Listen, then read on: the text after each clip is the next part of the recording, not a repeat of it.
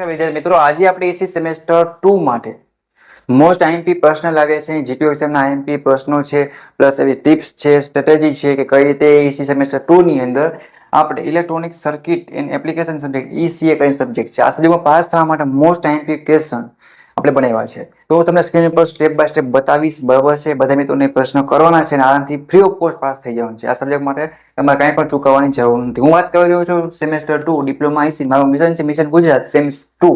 બધા મિત્રોને પાસ થવાનું છે.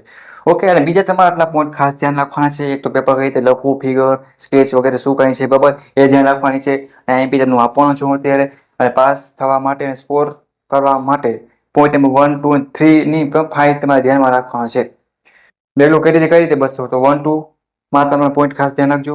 આકૃતિ કમ્પલસરી દોરવાની, ડાયાગ્રામ ફિગર જ્યાં આવતું અહીંયા એ ભૂલ નહીં કરવાની. પ્લસ તમારે જૂના વર્ષનું પેપર હોય ને એક સોલ્વ કરી નાખવાનું.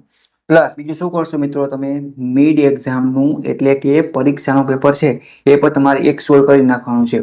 પ્લસ એક જીટીનું પેપર, પ્લસ એક મારું આઈએમપી આપેલું આઈએમપી. આટલું કરશો એટલે તમે જીટીયુમાં પાસ થવાની વાત બીજા નંબરની છે. આરામથી 50+ માર્ક્સ છે સ્કોર કરી શકશો. ઓકે, અને આવી રીતના એસી સેમેસ્ટર 2 ના બધા સબ્જેક્ટના આઈએમપી વિડીયો મેળવ્યા હોય તો આપણે વોટ્સએપમાં ગ્રુપ બનાવવાનું છે. એસી સેમેસ્ટર 2 ની લિંક તમને નીચે આપી દઉં છું. તો જે મિત્રો જોઈન થવાનું બાકી ફટાફટ જોઈન થઈ જાઓ. અને તમે તમારા દોસ્તોને પણ શું કરી શકો તો આરામથી એડ કરો. અને ક્યાં અટકાવશો તો મને કોમેન્ટ કરીને પૂછી લો.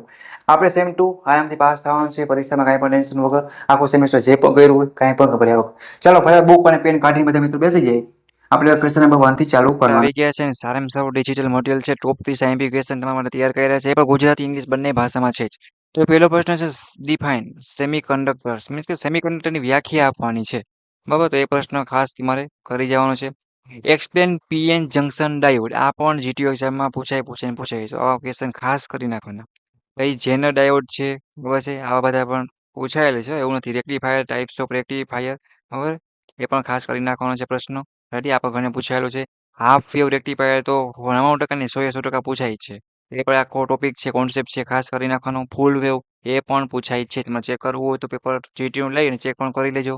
એક્સપ્લેન ફિલ્ટર સર્કિટ, આ પણ એક તમારે ખાસ દોરીને વ્યવસ્થિત સમજાવવાની થાય તો આ પણ કરી નાખવાનું છે. ટ્રાન્ઝિસ્ટરની વાત કરીએ તો એ પણ તમારે સમજાવવાનું છે, પાકો કરી નાખજો. એક્સપ્લેન સીબી, સીઈ અને સીસી કોન્ફિગરેશન છે, એ તમારે આકૃતિ સાથે તમારે સમજાવવાની છે. અને આકૃતિ ખાસ બધા મિત્રોને દોરવાની જ છે. દસમાની વાત કરીએ તો એમાં એમ્પ્લીફાયર તરીકે ટ્રાન્ઝિસ્ટર સમજાવવાનું રહેશે મિત્રો. પછી 11મા પ્રશ્નની વાત કરીએ તો એમાં સ્વિચ છે એ તરીકે તમારે ટ્રાન્ઝિસ્ટર સમજાવવાનું છે. પછી એક્સપ્લેન, જો શોર્ટમાં એપીટી ફૂલ ફોર્મ મીન્સ કે ફૂલ નામ યાદ રાખવાનું. ઘણી રીતે શોર્ટમાં પૂછી લે કે હાલો ભાઈ એક્સપ્લેન વિથ ફિગર એપીટી, તો આપણે ખબર શું પડે એપીટી હું તો બધી વાંચ્યું હોય કે ભાઈ એપીટી એટલે આ ક્યાં થાય તો તમે એટલીસ્ટ લખી શકો. માર્ક્સ નો કપાય એમ હું એમ કહું છું, સમજી ગયા. પછી એક્સપ્લેન એમઓએસ એપીટી પણ ખાસ જોઈ લેજો. ઓપરેશનલ એમ્પ્લીફાયર છે એ પણ ખાસ જોઈ લેવાનું છે, શું છે, કઈ રીતે વર્કિંગ કરે કે વગેરે કંઈક હશે ને ભાઈ એમાં આપ્યું છે તો એમ એટલે જોઈ લેવાનું. પછી લાક્ષણિકતા પૂછી છે, characteristic of ideal op amp એ મીન્સ કે એએમપી, એની પર ખાસ જોઈ લેવાની રહેશે. બરાબર, આ થઈ ગયું. આગળ વધીએ તો ઇન્વર્ટિંગ એમ્પ્લીફાયરની વાત કરી છે, એ પણ તમને ખબર હોવી જોઈએ. નોન ઇન્વર્ટિંગ એમ્પ્લીફાયર છે એ પણ જોઈ લેવાનું છે. ઓસિલેટર છે એ શું છે અને એનું યોગદાન શું છે એ પણ ખાસ જોઈ લેવાનું. આરસી ઓસિલેટર છે, ઘણા બધા એવી રીતના શું થાય મિત્રો કે આવતા હોય. પાવર સપ્લાય બ્લોક ડાયાગ્રામ છે ને એ તો ખાસ તમને આવડતો જોવો જોઈએ. રેડી, એ વસ્તુ જોજો. અને બ્લોક ડાયાગ્રામ દોરીને તમે સમજાવવાનું થાય છે. વોલ્ટેજ રેગ્યુલેશન છે એક વાર કોન્સેપ્ટ ખબર હોવી જોઈએ. એક્સપ્લેન આઈસી 555 ટાઈમર, એ પણ સમજાવવાનું થશે તો ખાસ એક જોઈ લેજો. પર એવી રીતના મલ્ટી વાઇબ્રેટર્સ એ પણ તમને જોઈ લેવાનું રહેશે કોન્સેપ્ટ શું કહેવા માંગે છે. મોન સ્ટેબલ મલ્ટી વાઇબ્રેટરની વાત કરી રહ્યા છે એ પણ ખાસ ટાંકું કરી નાખજો, બરાબર છે. પછી વાત કરીએ એપ્લિકેશન ઓફ એલઈડી, આ પણ એલઈડી નો ઉપયોગ પૂછાય છે તો ફૂલ ફોર્મ શું થાય છે વગેરે, એનું કંઈક થિયરી હોય, વર્કિંગ હોય કે વગેરે, ક્યાં કામ આવે છે, શું કાંઈ વગેરે, એ બધું એક જોઈ લેજો. ઓકે, ફોટો ડાયોડ છે એ પણ જીટીયુમાં ઘણી વાર પૂછાયેલ છે તો આ એક પણ ટોપિક તમને ખબર હોવી જોઈએ. ઓપ્ટો કોપોલરની વાત કરીએ એ પણ ખાસ કરી નાખજો. અને સી મીન્સ કે એસસીઆર, આ પણ પૂછાય તો ક્વેશ્ચન કર્યા વગર જવાનું નથી. એપ્લિકેશન ઓફ ઇલેક્ટ્રોનિક સર્કિટની વાત કરીએ એ પણ તમને બેઝિક ખબર જ હોવી જોઈએ. આ 30 પ્રશ્ન બધા મિત્રોને બુકમાં લખી ડાયાગ્રામ ફિગર દોરી અને પાકા કરવાના છે, 2 વાર વાંચવાના છે. અને ફિગર એકવાર દોરવાની છે. એમ કરીને તમને 30માંથી 10 પ્રશ્નોથી વધારે પાકા યાદ રહી જાય. પ્લસ તમારે એના સિવાય પ્લસ શું કામ કરવાનું છે એ એક પેપર લેવાનું જીટીયુનું. એ પણ એક વાંચી પાકા કરી નાખો અને એક મિડનું પેપર કરી નાખો. એટલું કરી નાખો એટલે મોસ્ટ ઓફ રિપીટ થવા માંડશે આઈએમપી. એવું નહીં સમજતા "ઓહ સર આટલા આ ને ઈ બધા કેમ" એવું કંઈ નથી. રિપીટ થશે એટલે વધારે પાકું થશે અને વધારે આવડવા માંડશે. રેડી?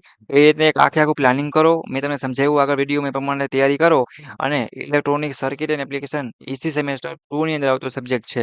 એમાં બધા મિત્રોને પાસ થઈ જવાનું છે. વિડીયો કેવો લાગ્યો છે બધા મિત્રો મને કોમેન્ટ કરજો. સપોર્ટ મળશે તો નેક્સ્ટથી આપણે તમને સોલ્યુશન પણ કરીને આપશે. અથવા તમારે બીજું કંઈ જરૂર હોય મટીરિયલની તો મને ચોક્કસપણે કોમેન્ટ કરજો અને તમારા બધા દોસ્તોને શેર કરો. બને ત્યાં સુધી ગુજરાતના બધા મિત્રોને સેમેસ્ટર 2 છે એ પાસ થવાનું છે.